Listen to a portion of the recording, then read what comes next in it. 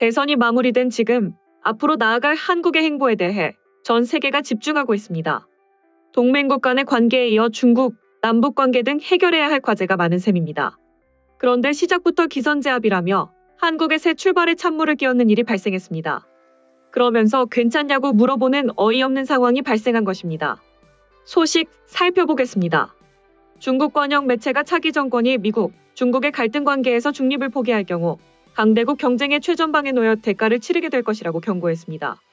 9일 관영 글로벌타임스에 따르면 잔더빈 상하이 대외경제무역대학 한반도 연구센터 교수는 한국은 북중과 서방 사이에서 다리 역할을 할 수 있는 지리적 이점을 갖고 있다면서 만약 한국이 미국의 반중 전략에 동참할 경우 한국은 강대국 경쟁의 최전방이 될 것이라고 밝혔습니다.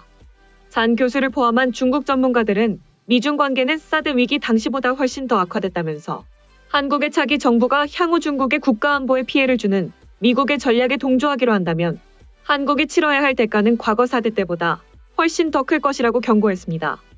글로벌타임스는 한국의 Z세대가 이번 대선 결과에 큰 영향을 미칠 수 있다고 전망하면서 이번 한국 대선의 결과는 향후 몇 년간 한중 관계에 중대한 영향을 미칠 것이며 중국은 이에 대비할 것이라고 전한 바 있습니다.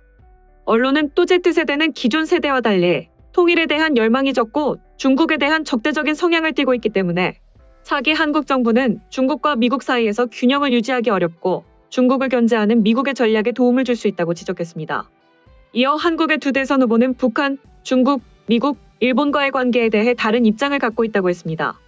그러면서 이재명 후보는 문재인 정부와 유사한 정책을 통해 미중 간에서 균형 외교를 유지하겠다고 언급했고 윤 후보는 한미동맹을 핵심으로 하겠다고 공언했다고 부연한 바 있습니다.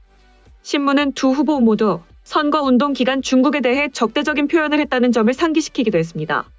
리차오 랴오닝성 사회과학원 연구원은 선거 기간 후보의 발언만으로 이들의 향후 대중국 정책을 정확히 파악하기 어렵지만 그러한 표현은 한중 관계에 부정적인 영향을 미칠 것이라고 주장했습니다. 이어 표심을 얻기 위해 중국 요인을 과장하는 것은 무책임한 행동이라고 지적했습니다. 왕진성 중국사회과학원 동아시아 연구원은 중국에 대한 한국 젊은 층의 부정적 감정은 다양한 이유로 형성됐다면서 도널드 트럼프 집권 이후 미국이 벌인 반중 선전전으로 많은 미국 동맹국에서 중국 이미지는 악마화됐다고 분석했습니다. 왕 연구원은 이번 대선에서 누가 승리를 하든 한중 관계는 도전에 직면할 것이라며 중국도 양국 관계가 부정적인 영향을 받지 않을 것이라는 환상을 가져서는 안 된다며 한국의 정치인과 국민, 특히 젊은 층은 그들의 국가가 미중 양국 가운데 어느 한쪽도 선택해서는 안 된다는 점을 이해할 필요가 있다고 부연한 바 있습니다. 결국 협박에 가까운 경고의 메시지를 통해 중국과의 외교에 대해 신중히 생각해보라는 의미로 해석됩니다. 한편 중국은 한중 관계가 더는 틀어져서는 안 된다는 말을 하면서 평화를 추구한다라는 모순적인 행보를 보였는데요. 중국 관영 환구시보는 9일 한국 대통령 선거 결과가 한반도 문제와 한중 관계를 크게 좌우할 것으로 예상한 바 있습니다. 환구시보는 이날 사설을 통해 한국의 대선 선거운동이 전례 없이 중국 관련 의제에 초점을 맞추고 있다며 이같이 전망했습니다.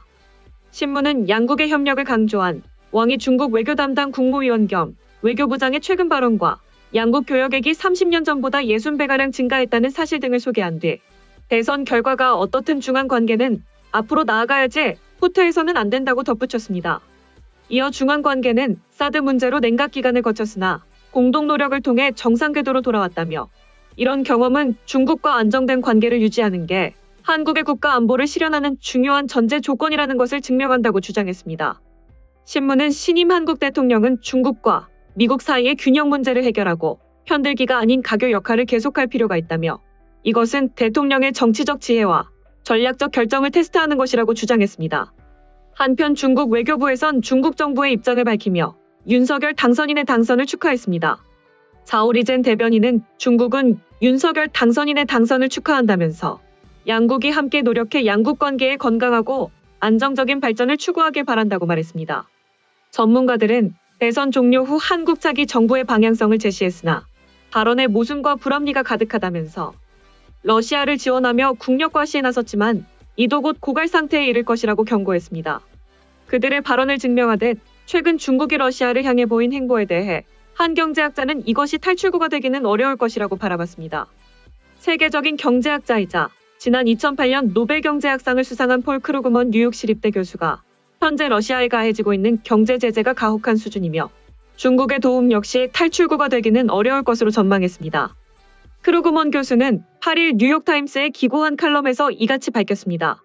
러시아에 대한 경제 제재는 역사를 찾아볼 수 없을 정도로 강력한 수준이며 버팀목으로 거론되는 중국 역시 완전한 파트너십이 성립되기 어렵다는 분석입니다. 우선 크루그먼 교수는 원유 등 개별 품목에 대한 금수보다 러시아 주요 은행들을 국제은행간통신협회 스위프트 전산망에서 퇴출한 금융제재에 주목했습니다.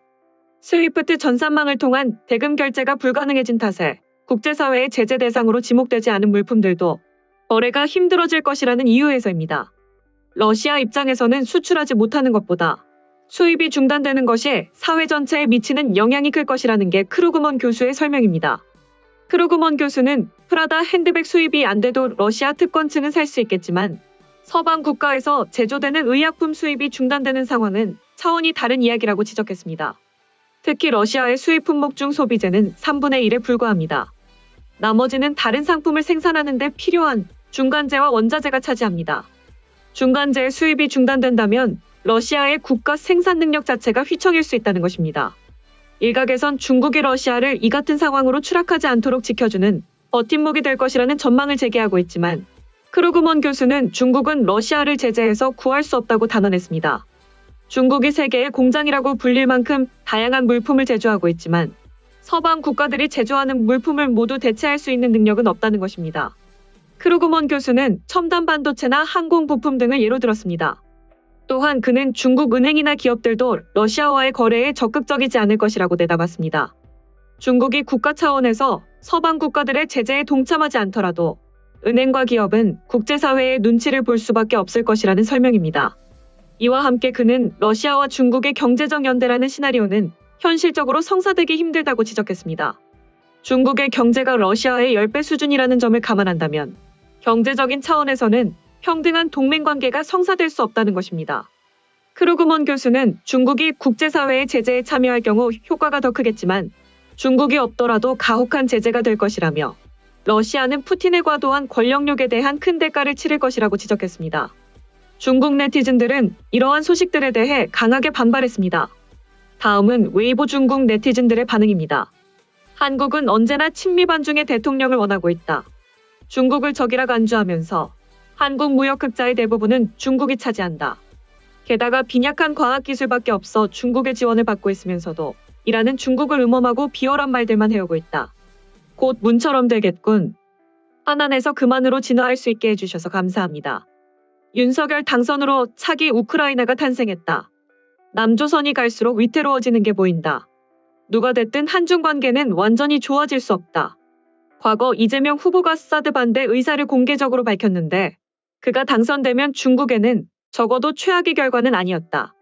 그러나 베이징 올림픽 기간 중 한국팀 관련 각종 악재가 겹친 가운데 한중, 민간과 관변의 대립을 부추기는 세력이 분명히 있는 것을 보면 가만히 있었던 게 아니라는 것을 알 수 있다. 결국 윤석열 후보가 당선됐지만 조금의 차이로 밀렸다고 그동안 그의 전략이 공로가 없었다고 누가 말할 수 있겠는가. 그만을 적극 지지한다. 부패한 냄새가 물씬 풍긴다. 지금까지 윤석열 당선인의 당선 소식과 관련한 중국 네티즌들의 반응이었습니다. 내용 유익하셨다면 구독과 좋아요, 알림 설정 부탁드립니다. 세상의 모든 소식을 담은 올인박스는 내일도 최선을 다하겠습니다. 감사합니다.